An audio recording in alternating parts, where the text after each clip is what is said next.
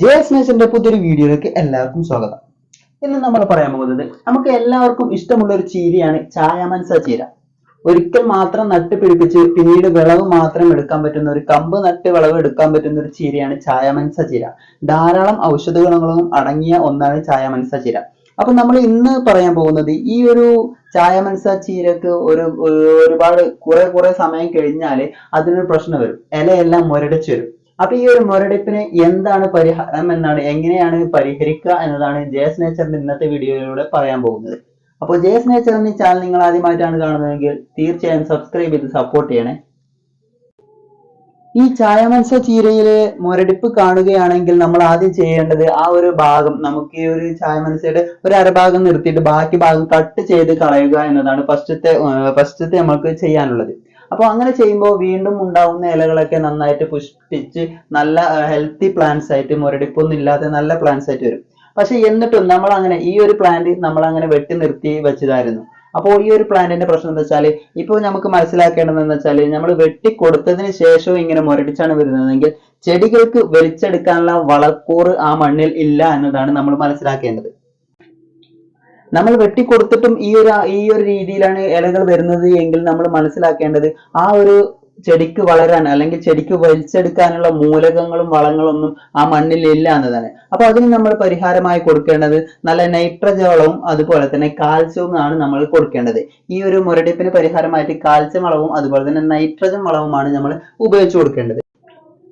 ഇപ്പൊ ഈ ഒരു പ്ലാന്റ് എടുത്ത് നോക്കിയാൽ തന്നെ കാണാം, ഇതിൽ നിന്ന് മുരടിച്ച ഇലയും നമുക്ക് കാണാം, അതുപോലെ തന്നെ ഇതുപോലെ നല്ല ഹെൽത്തി പ്ലാന്റ്സ് ആയിട്ടുള്ള ഇലയും വരുന്നത് കാണാം. ഇതുപോലെ ഹെൽത്തി പ്ലാന്റ്സ് ആയിട്ടുള്ള ഇലകളാണ് നമുക്ക് സാധാരണ രീതിയിൽ ഇത് വെട്ടിക്കൊടുത്താൽ വരേണ്ടത്. പക്ഷെ ഇപ്പോ എല്ലാ ഇതും മുരടിച്ച രീതിയിലാണ് ഇപ്പോ കൂടുതലായിട്ടും ഇതിൽ നിന്ന് മുളച്ചു വന്നിട്ടുള്ളത്. അപ്പൊ നമുക്ക് അതിന് പരിഹാരം എന്ന രീതിയിൽ നന്നായിട്ട് വളപ്രയോഗം ചെയ്തു കൊടുക്കുക എന്നാണ് മറ്റൊരു രീതി.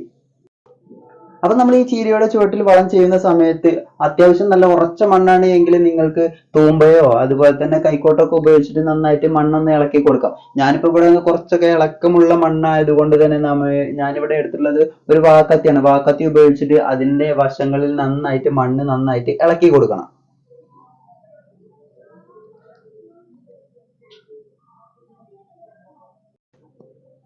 ഇങ്ങനെ മണ്ണ് നന്നായിട്ട് ഇളക്കി കൊടുക്കുന്നത് എന്തിനാന്ന് വെച്ചാൽ, നമ്മൾ വളപ്രയോഗം ചെയ്യുന്നത് കൊടുക്കുന്ന സമയത്ത് ചെടികൾക്ക് നേരിട്ട് പെട്ടെന്ന് തന്നെ വലിച്ചെടുക്കാൻ കഴിയുന്ന ഒരു അവസ്ഥയ്ക്ക് വേണ്ടിയാണ് നമ്മൾ ഇങ്ങനെ മണ്ണ് ഇളക്കി കൊടുക്കുന്നത്. അല്ലെങ്കിൽ നമ്മൾ അതിന്റെ മുകളിലാണ് വളം ഇട്ട് കൊടുക്കുന്നത് എങ്കിൽ വെള്ളം ഒഴിക്കുന്ന സമയത്ത് അതിന് വലിച്ചെടുക്കാൻ പറ്റാതെ ആ വെള്ളത്തിന്റെ കൂടെ ഒലിച്ചു പോവുകയാണ് ചെയ്യുക. മുകൾ ഭാഗത്ത് മാത്രമേ വളപ്രയോഗം നമ്മൾ ഇട്ട് കൊടുത്തത് അങ്ങനെ നിൽക്കുകയുള്ളൂ.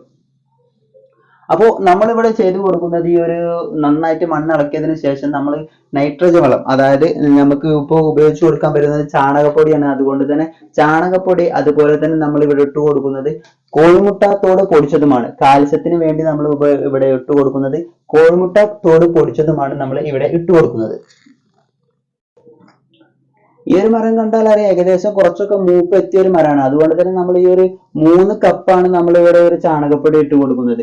അതുപോലെ തന്നെ കോഴിമുട്ടയുടെ തോട് നമ്മൾ ഇട്ട് കൊടുക്കുന്ന സമയത്ത് ഒരു 2 സ്പൂണൊക്കെ മതിയാവും. അത്രത്തോളം അത് പതുക്കെ വെതറി കൊടുത്താലും മതി. അപ്പോ നമ്മൾ പച്ചച്ചാണകം കിട്ടുകയാണെങ്കിൽ അത് കലക്കി ഒഴിക്കുന്നതും ഏറ്റവും നന്നായിരിക്കും. ഇപ്പോൾ നമ്മൾ ഇവിടെ കാൽസ്യം ഉപയോഗിക്കുന്നത് എന്തിനാ വെച്ചാൽ കാൽസ്യത്തിന്റെ കുറവ് കൂടി പരിഹരിക്കാം എന്നുള്ളത് കൊണ്ടാണ് നമ്മളിവിടെ കോഴിമുട്ടയുടെ തോട് എടുത്തിട്ടുള്ളത്. അല്ലെങ്കിൽ വെറും നൈട്രജൻ വളം ഉപയോഗിച്ച് കൊടുത്താലും മതി. അതായത് പച്ചച്ചാണകം കിട്ടുകയാണെങ്കിൽ അത് കലക്കി ഒഴിച്ചു കൊടുക്കാം, അല്ലെങ്കിൽ ചാണകപ്പൊടി മാത്രമായിട്ട് ഇട്ട് കൊടുത്താലും മതി. ഇങ്ങനെ വളപ്രയോഗം നടത്തിയതിനു ശേഷം നമ്മൾ മുകളിലുള്ള മുരടിച്ച ഇലകളൊക്കെ വെട്ടി മാറ്റി കൊടുക്കണം, അല്ലെങ്കിൽ കട്ട് ചെയ്ത് മാറ്റി കൊടുക്കേണ്ടതുണ്ട്. കാരണം എന്താ വെച്ചാൽ എങ്കിൽ മാത്രമേ നമുക്ക് ഇനി വരുന്ന തൂമ്പുകളിൽ നിന്നെല്ലാം നല്ല ഹെൽത്തി പ്ലാന്റ്സ് ആയിട്ട് മുളച്ചു വരികയുള്ളൂ.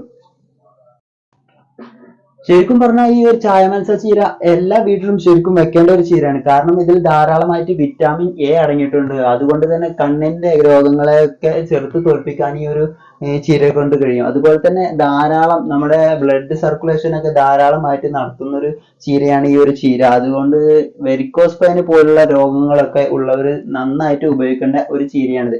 അതുപോലെ തന്നെ ഡയബറ്റീസ്, ഷുഗർ പേഷ്യന്റിനൊക്കെ വളരെ നല്ല ഹെൽത്തി ആയിട്ട് ഉപയോഗിക്കാൻ കഴിയുന്ന ഒരു പച്ചക്കറി, ഒരു ഇല വർഗമാണ് ഈ ഒരു ചായമൻസ ചീര.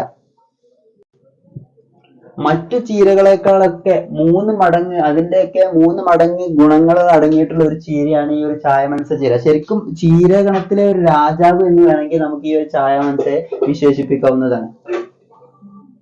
ഇത് ഒറ്റത്തവണ നട്ടാൽ മതി എന്നുള്ളതാണ് ഇതിന്റെ മറ്റൊരു പ്രത്യേകത. മറ്റു ചീരകളെ പോലെ വിത്ത് വിതറേണ്ട, അതുപോലെ തന്നെ പിന്നെ പിന്നെ മാറ്റി മാറ്റി നടേണ്ട ആവശ്യം ഈ ഒരു ചീരക്കില്ല. ഒറ്റ കമ്പ് നട്ടാൽ തന്നെ നമുക്ക് കാലങ്ങളോളം അതിൽ നിന്ന് വിളവെടുക്കാനായിട്ട് കഴിയും. അപ്പൊ ഇത്രയൊക്കെയാണ് നമ്മുടെ ഇന്നത്തെ വീഡിയോയിൽ പറയുന്നത്. ഈ വീഡിയോ നിങ്ങൾക്ക് ഇഷ്ടപ്പെട്ടു എന്ന് കരുതുന്നു. ഇഷ്ടപ്പെട്ടാൽ ലൈക്ക് ചെയ്യുക, അതുപോലെ തന്നെ നിങ്ങളുടെ കൂട്ടുകാരിലേക്ക് ഷെയർ ചെയ്യാനും മറക്കല്ലേ.